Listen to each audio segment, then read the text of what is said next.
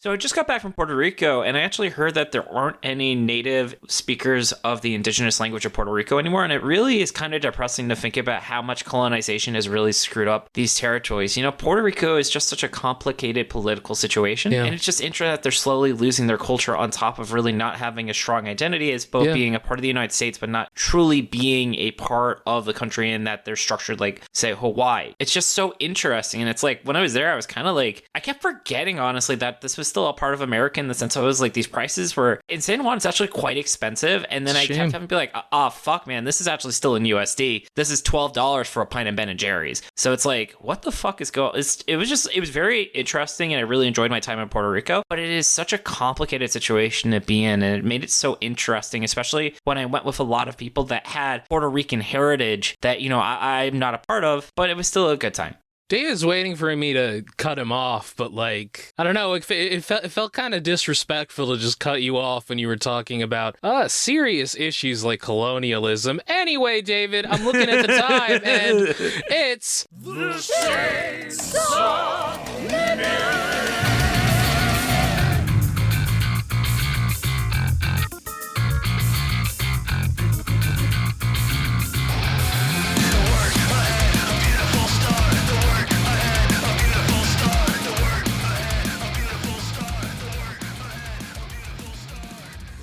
I'm David, and this is your dose of Chainsaw Man. You can join us every Friday where we see what masterpiece Fujimoto put out.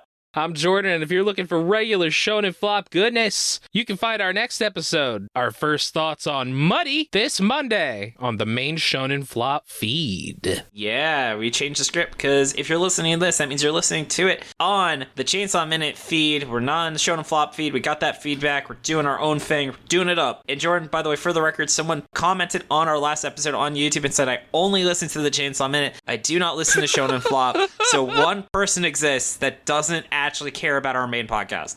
Well, this is for you, then. This is for you! Remember that, David? Remember that? Yeah, I do. I was about to make that quote. Yeah. Oh, man. And just a reminder, these recordings are open to everyone, so listen and chat along with us on the Shonen Flop Discord every Tuesday at 6 p.m. Eastern when there's a new chapter out. Find a link to it in the show notes or on our site, though we may be changing our time. Stay tuned. Especially this one was recorded at 4 p.m., so I appreciate everyone who can make it at an unusual time today. But Jordan, the opposite of our fans is, of course, the Devils. Devils! What was your devil this week? The sleep devil. I'm exhausted, David. Oh my god. This is a common devil, much like my complaining about programming devil. It is a constant devil for me. I don't know. I've got maybe a combined amount of like 8 hours of sleep over the past 2 days. Oh, that's not good. I was exhausted when we were recording yesterday. Oh, I was exhausted too. Rachel actually made me do a COVID test because she was like, you might have COVID. I do not. So don't worry, listeners. You won't catch it from me. But that's how like tired I was.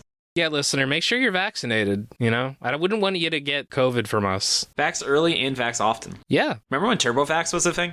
Yeah, Carvax.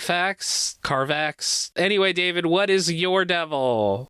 Mine is a shoulder devil. I was playing football, and I feel like I kind of pulled part of my shoulder while I was in Puerto Rico. So definitely feeling very 32 years old right now. Oh, I'm sorry about that. It's okay. Welcome to being an adult. Sucks. Yeah. Don't become adults, listeners. That's my advice to you. Don't age. Just stop. Just cut it out. Fucking stop with that aging shit. All right, you're not but enough impressing about that, anybody. God damn it, Jordan. Let me segue. Okay. All right, enough about that, Jordan. Let's hear the plot summary for Chapter 170, How to Eat Sushi. By the way, fun fact, it is actually socially acceptable to eat sushi with your hands. I learned that from a sushi master in San Francisco. Also, David, do you think that you can put like reverb over my voice when I say the name of the chapter? I do that every episode. Never mind. Do you not listen to our episodes and see that I do that? Anyway, let's get into the plot summary. Barum pushes Denji to eat the egg sushi under the threat that he'll never see Nayata again if he doesn't. So Denji shoves it into his mouth along with the squid sushi Barum hands him after. He tells Denji that the police outside, like him, both want to use Chainsaw Man's power. Not the current one, though. They want to use the one that, can eat devils and erase their names. Denji's like, hey, it doesn't make sense that chainsaws can can do that. And Barham's like, yeah, right? It's kind of weird, right? Like, maybe chainsaws did other things besides cutting down trees, but Chainsaw Man ate those things so everyone forgot. They weren't originally built for cutting down trees. I believe their origin is actually surgical. So it's actually, there's many layers to that comment. I see. I do love that because, like, that is a question that I think everyone has had since learning that Chainsaw Man erases devils' names by eating them. And I love the idea that, like, I don't know, maybe chainsaws used to eat people before, like...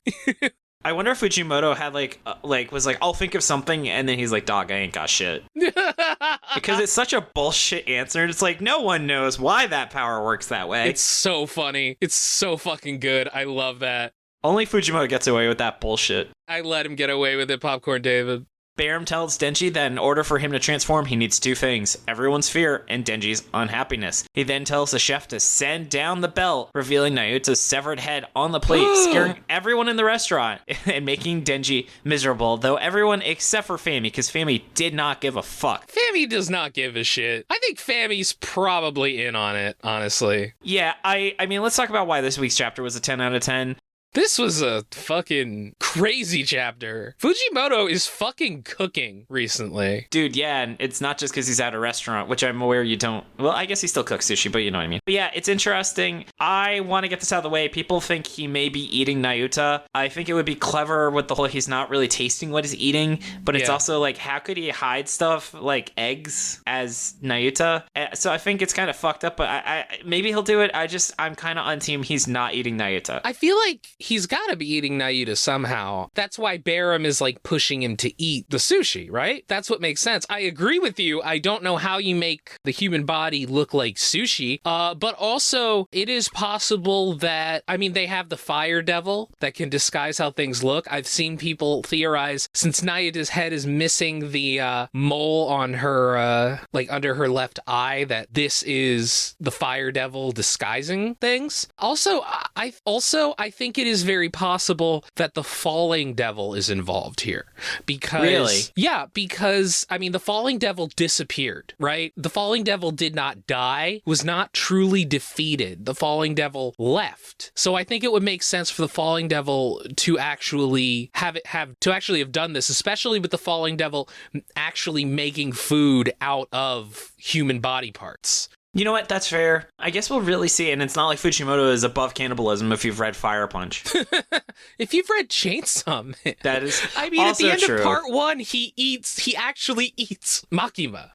Yeah, hence why if he was like, I guess he would know what Nayuta probably tastes like because he's eaten Makima, but I guess that's the whole, like, he's not really paying attention to what he's eating. Yeah. So we'll see. I think part of it is that the sushi, something was interesting about the sushi was Barham is just a weird guy. It mirrors how Denji is always eating shit under duress, and it's funny that he's eating like high quality food. And also, if you notice, the complexity of the sushi increases as Barham keeps making his plan more complicated. It also kind of explains sort of why part 2 has basically just been Denji's life getting worse constantly, just seemingly to make him more and more miserable. And it's like, oh, okay, there was a reason for this. Yeah, that was Makima's plan originally. Yeah. I've also seen the theory that the Chainsaw Devil is not actually the Chainsaw Devil. Yeah, I've seen that too. The Chainsaw Devil is like the Extermination Devil, or the argument I saw on Reddit was the Extinction Devil, which, like, I mean, it kind of makes sense, especially considering the Falling Devil is a chef and the Fire Devil changes people's like appearances, like things that you wouldn't immediately think. So it would make sense that like a devil covered in chainsaws might not actually be the Chainsaw Devil. You know what? That's completely fair. But yeah, I mean, God, this is a hard chapter to have a break for, isn't it? Oh, God. Whew. I also quite like the art. I think it's stronger than it has been in the past. I feel like that double page with them with all the sushi kind of looked like a Renaissance painting.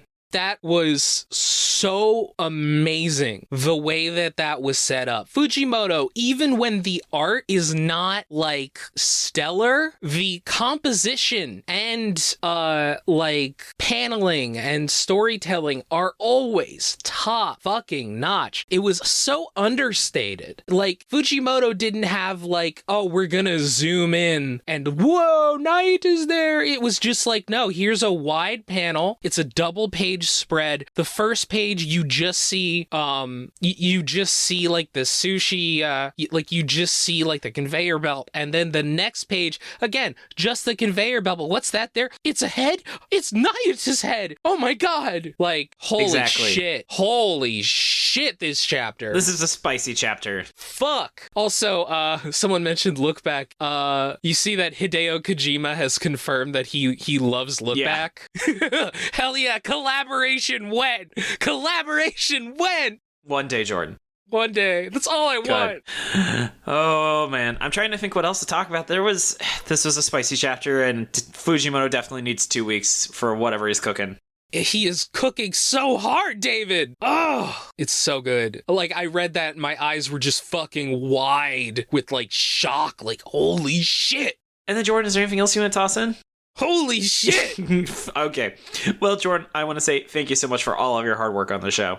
Thank you for all of your work, David. You can find us on Twitter at Shonen Flopcast, Tumblr Shonen-Flop, our website shonenflop.com. We're also on Spotify, iTunes, YouTube, wherever else you get your podcast. Props to Shannon for the awesome cover art. Find her online at illuminyatea. As a reminder, you can join us recording every Tuesday at 6 p.m. Eastern when there's a new chapter out. No chapter next week. We may also be changing the time. I will discuss with Jordan and we'll post an update on that. You can find a link to listening into our Discord on the show notes on our site. Stay tuned for Monday as we give our first thoughts on Muddy this Monday. I also have to say we recorded our main episode on Monday. It was a fantastic time. We had a great guest. Oh, she was so good. Not a patron. You'll have to wait to find out who that is. And Jordan, you know what? I bet Hideo Kojima is a big fan of Rize. She just really seems like his type, and he also really seems to enjoy Okay, David, this isn't Russian as women. important of a topic as colonialism in Puerto Rico, so I'm looking at the clock and the chainsaw minutes passed. All right, bye. Bye.